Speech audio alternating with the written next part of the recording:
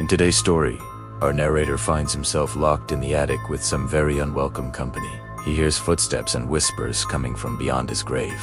And this horror is brought to you by a special treat. We've got creepy company tonight. But don't worry, they won't be joining us for dinner. We're safe in our beds. But do you feel lucky now? You ever heard the one about the footsteps in the attic? Well, I'm here to tell you it's true. It happened to me one night in a house in the country. I was locked inside the attic. Yes, locked. There was a storm raging outside. The air was heavy, the dust choking me with every breath. I was alone. There was no way out. Only the shadows and the silence for company. Then I heard them. Footsteps above me in the beams of the attic. Now, I didn't think much of it at first, because I knew the house pretty well, and I knew that there were pipes running through those beams, and the sound of the water pipes always changed during the storm. But then I started hearing the floorboards creak. They were old floorboards. Every step made them groan, and they were creaking closer and closer. I tried to make out what was up there, but all I could see were shadows dancing in the flickering lamplight. And then I heard it again. Footsteps above me. This time I could hear the whispers. They were distorted, like multiple voices speaking at once. And I couldn't understand what they were saying. I strained to listen, but they only lasted a few seconds before falling silent again. Then it started again. The footsteps, louder now, and the whispers grew clearer. They began to call my name. At first, it was a whisper.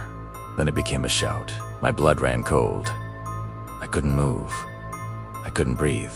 Then something brushed against me.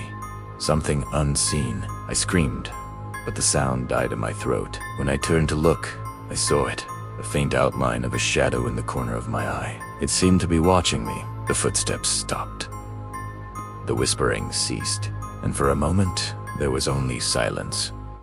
And then came the loud bang, a violent shake to the door of the attic. The bang was followed by a long pause, then a whisper right in my ear. It was close, too close. The whisper turned into a scream. The footsteps began to circle around me, trapping me in the center of the room. I couldn't escape. There was nowhere to hide.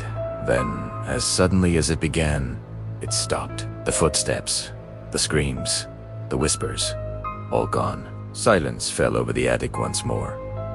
The only sound was the wind howling outside. I reached for the door, unlocked it, and rushed out of the attic. When I looked back, I saw the door begin to shut itself. As the darkness enveloped me, I heard a voice in the shadows. It was cold and emotionless. It seemed to come from everywhere and nowhere at once. I wasn't locked in with them. They locked themselves in with me. So, would you survive a night in that attic? Tell me, if you dare, I whispered.